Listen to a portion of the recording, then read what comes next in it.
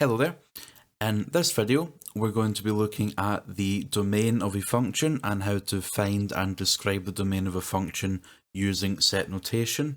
Just a friendly warning in advance, if you're not familiar with set notation, please go back to video 7 where I look at how to write a set, what elements are, and different things like that you'll have to know and understand for this video. So this poses the question, what is a domain?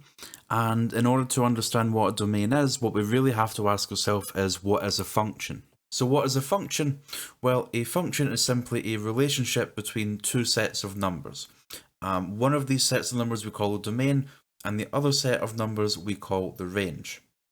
Now, if I put an oval here, this I'm going to use as a representation of the domain. So this here is the domain, and this can have a bunch of values in it. So for example, this could be the number 1, it could be 47, it could be square root of pi, it can be lots of things. It could be minus whatever as well, minus the square root of 100. Which is actually 10, but minus 10, but never mind. Anyway, so that's the domain, and then we have the other set of numbers, which is the range, and we connect these two things together with a function. So we go from this domain to the range via the function f, we'll call it. So the idea is when we plug values into f, we get a outcome. So if you plug 1 into f, it might end up equaling 17. So if you plug 47 in, well, you can see what happened there was it multiplied by 17. So you multiply 47 by 17. That one, if you multiplied root pi, you would get 17 root pi.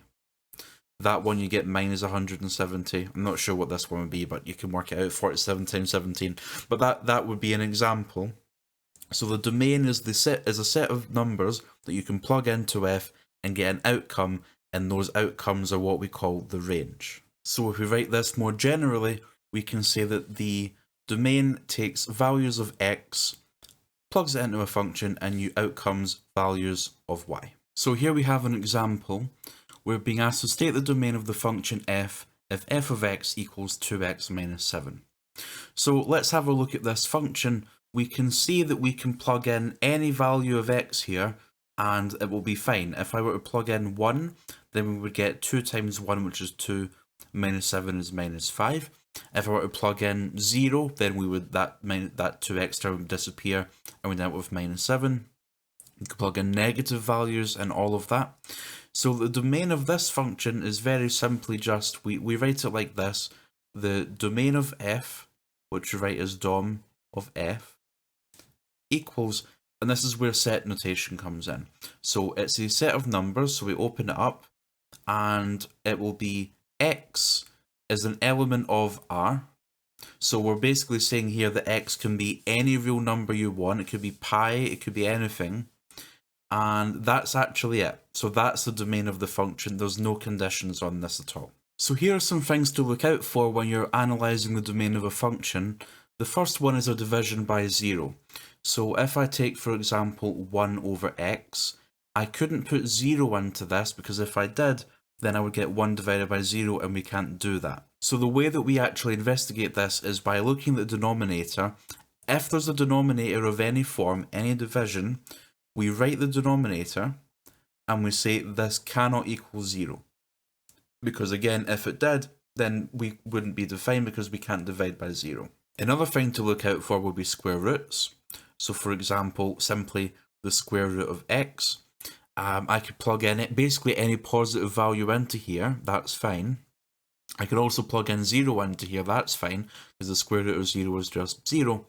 But when we come across negative numbers, if for example I take the square root of minus 4, that's not equal to minus 2, so let's just recap from National 5. The square root of minus 4 does not equal minus 2, because when we ask ourselves what's the square root of something, we're asking what number when you times it by itself makes that. And minus 2 times itself, minus 2, does not make minus 4, because two negatives make a positive, so that would make plus 4. So any negative number is not defined in what we deal with in higher, which is the real set. So what we would do for that is say, well, if the value of x inside of a root cannot be negative, another way of saying that is that the value inside the root can be positive or equal to 0. Okay, so we would say if it's greater than 0, it's positive, and it can also equal 0. So here I have an example. We have f of x equals 4 over 3 minus x, and I'm being asked to find the domain of f. Okay, so let's look around for the things we have to look out for. I spot that there are no square roots anywhere. However, there is a division. So in order to evaluate what value of x won't work, we take the denominator, which in this case is 3 minus x, and that thing there cannot equal 0, because if this did, you'd have 4 divided by 0, which doesn't work.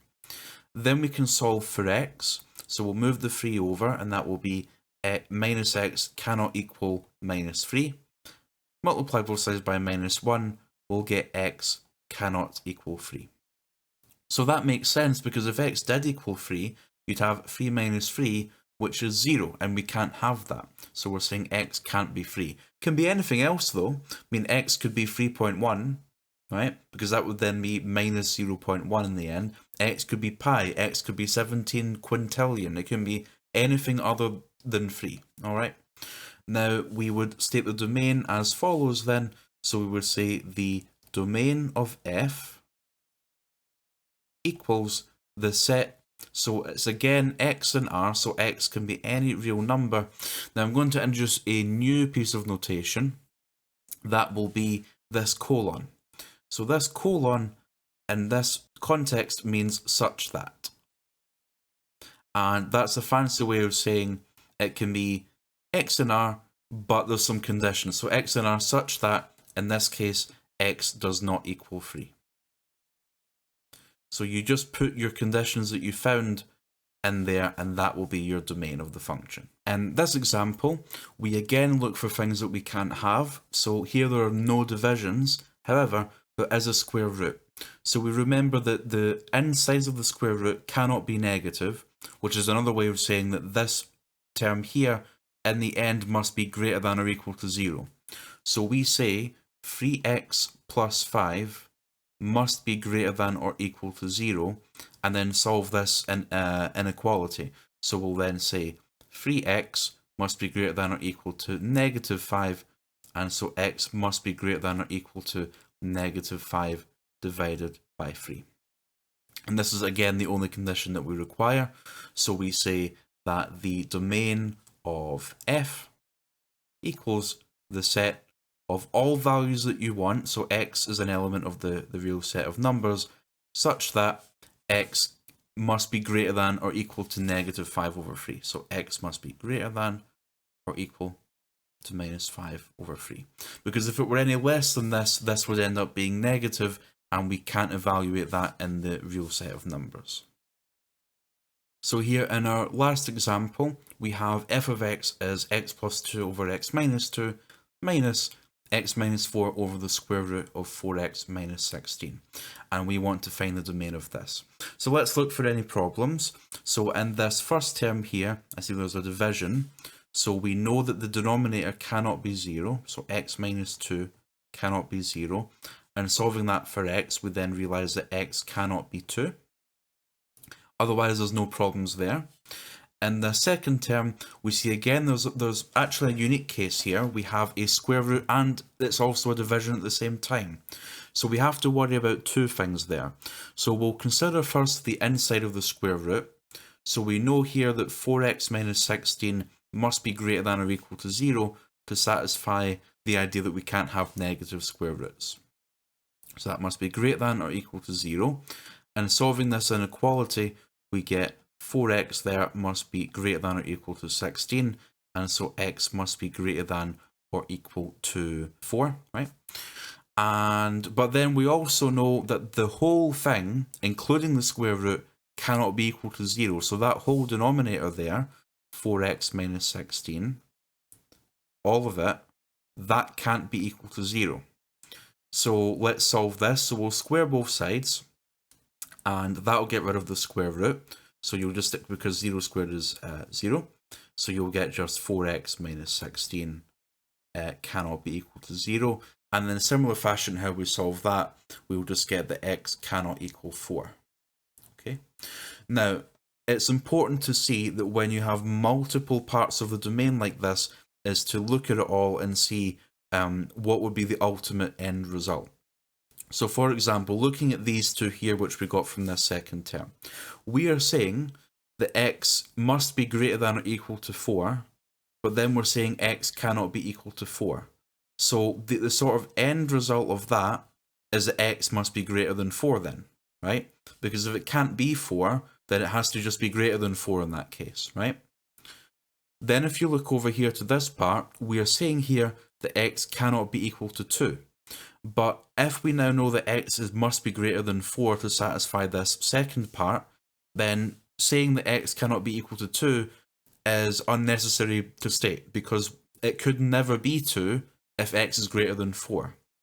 So actually, combining all of these into the one thing, we just get that that's the only condition that we have. So this function works for any value of x larger than 4. So let's write that down. So we have the domain f is equal to the set of x in R such that x must be greater than 4. And that's the domain of this function.